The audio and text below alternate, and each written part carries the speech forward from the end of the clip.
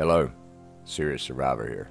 And today I want to talk about a very real subject. What made me want to make this particular video was I'm a YouTube watcher before a creator, I guess. And I've always enjoyed watching YouTube. The various, entertainment and information that you can gain here is almost unlimited. One of the channels I frequent is a popular prepper channel I'm sure you're all familiar with.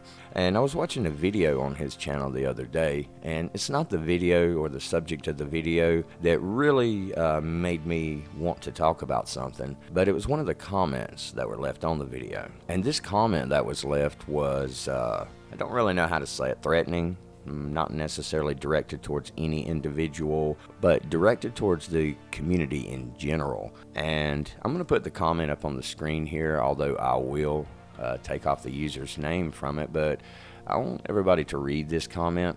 So let's check this out for a second. I'm going to read this aloud, and then we're going to talk about some portions of it. All right, quote.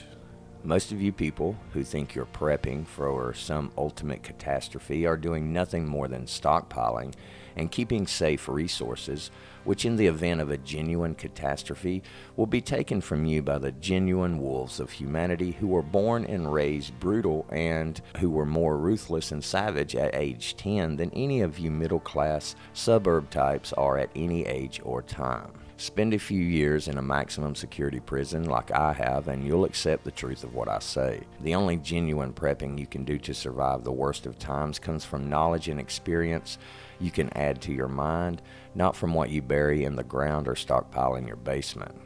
Me, I'm fully on the side of the civilized, and if such a time should come, I expect to one day die in the attempt to protect and preserve those who have not allowed crisis and hardship to turn them into amoral human hyenas. Despite my own violent and regrettable personal history, I would fight with the civilized against those who are willing to kill and eat your children in order to survive. I would not expect that time to last too long, though, and the time for me to fight to death would be sooner, I expect, rather than later. You should hear me out, as I have personally known animals who raped and or killed their own family, their own children. I've known men who, in a fit of rage, walked into a room and shot 6 people of their own blood, 5 of whom died on the spot. If you grew up in the suburbs and genuinely think that you're ready to contest against persons like that simply because you have some guns, a pallet covered with ammo cans, and some freeze-dried food, let me tell you the reality of your situation. You aren't, and you won't be. The only way you people can expect to survive is if you take lessons of the road to heart and never let the human wolves know you're even there. And to kill those who represent any sort of threat to you as soon as you realize that the threat is there. There's simply nothing at all you can squirrel away in your attic, basement, or bug-out refuge in the wilderness that can prepare you for such a thing. Only living through surviving such bad things will prepare you to survive. Now, this comment was obviously directed at certain types and certain classes of people. And I do understand exactly the point that he's trying to make here. And I don't think the comment is actually threatening towards anybody in general, as it's not. But it is a comment that makes you think. And I have to agree and disagree with a lot of what he says here. And this is a very important subject. And the reason it's important is because one of the things that I tend to see in people in the world today, and that's something we call complacency. We think we've got enough. We think we've done enough. We've learned enough that when shit hits the fan, I'm going to be all right. I see a lot of instances, and there are a lot of videos and a lot of information out there that does tend to sort of push the narrative that if you buy this certain type of gear, if you have this certain type of gear, or if you stockpile this, you're going to survive. But that's not the reality of it, and I think we all understand that. The reality of it is, the more we have, the bigger target we are. The less we have, then the more we're going to have to fight to get what we need. It's a never-ending circle of events that we will become trapped in, and regrettably we'll have to fight our way out of, most likely.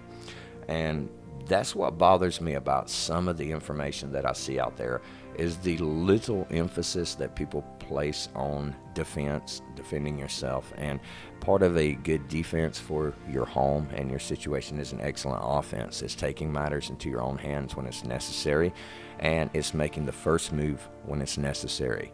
Think once, shoot twice. Just having the gear, just having a stockpiled base mate it's not gonna save my life. It's gonna keep me alive until somebody shows up. This leads into some videos that I'm gonna be coming out with soon. These are videos on self-defense, defending, preparing your home or your location, and building a military type defense that you can defend and keep people away from and out of your home. Because everything you have in your location can go down, as one of my viewers pointed out with the comment, it can all go down with one firebomb. So we have to be really careful and keep people away from where we're at.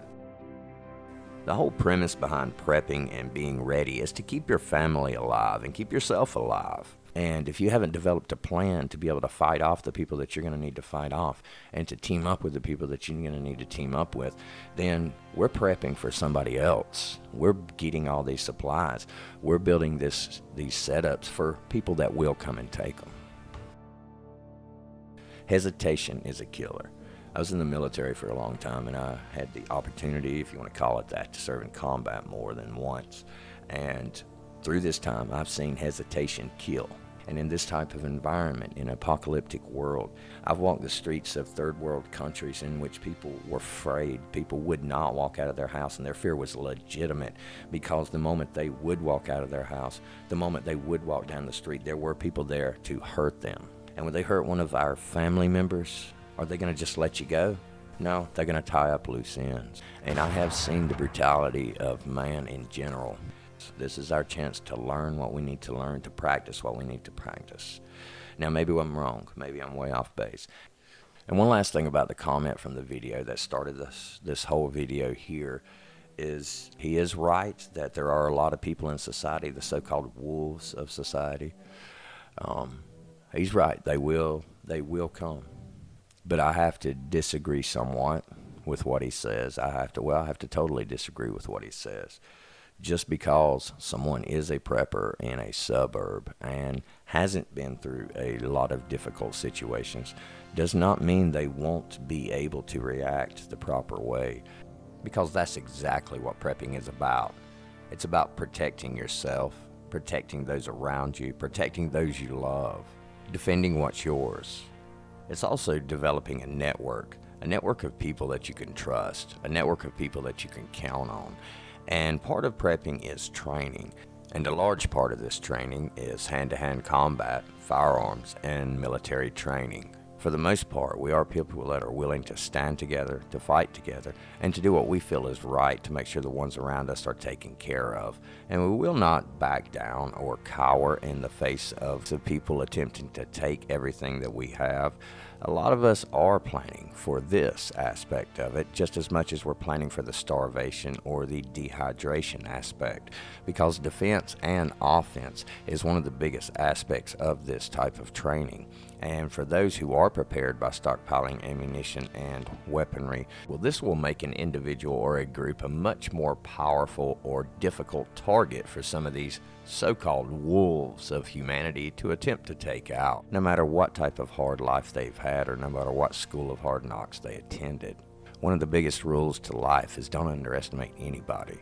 I believe that the prepper community does take this into account for the most part, that most of us do. Some people carry it to extremes, and maybe it is just all about them.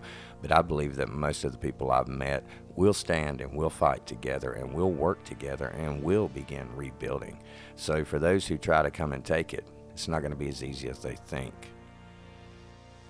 The purpose in making this video was to help understand just how much more difficult life will actually be to survive just on a daily basis.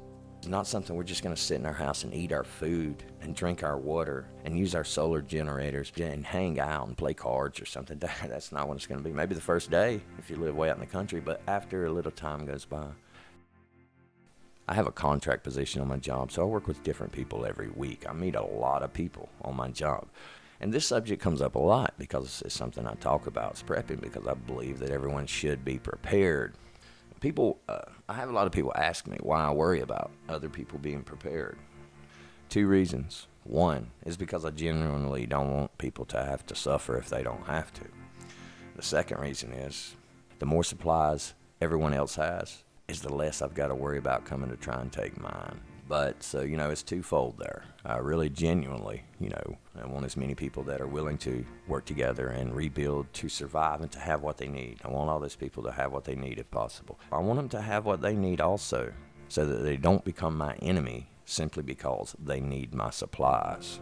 Because if we all had what we need, then no matter what type of event goes down, then the survivors, we'll be able to work together a lot better. It's a lot easier to work with people that have their own supplies and they want to rebuild and to reestablish some sense of humanity here, instead of having people just working for you because you're supplying food for them.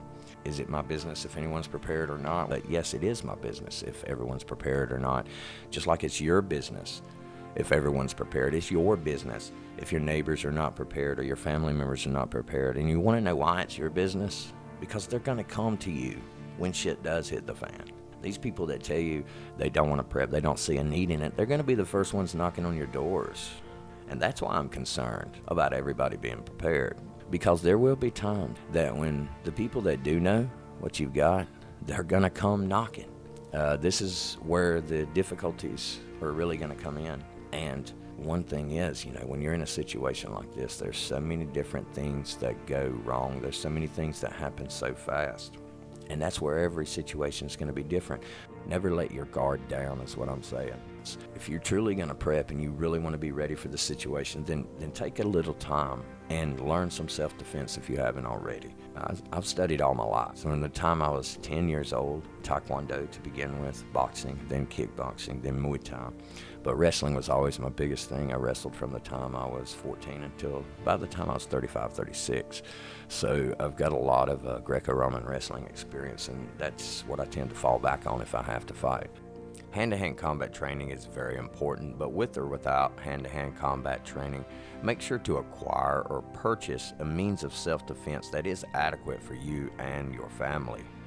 Just a quick look back at the comment that basically started this video with, and there's some truth and there's also some fallacy to that. And the truth is there are people out there that would do harm to anyone basically, and they will target preppers in general just to try and attempt to take what they have. But I also believe that a lot of preppers have already taken this into account, and we are planning for this type of attack, these types of events after SHTF does begin.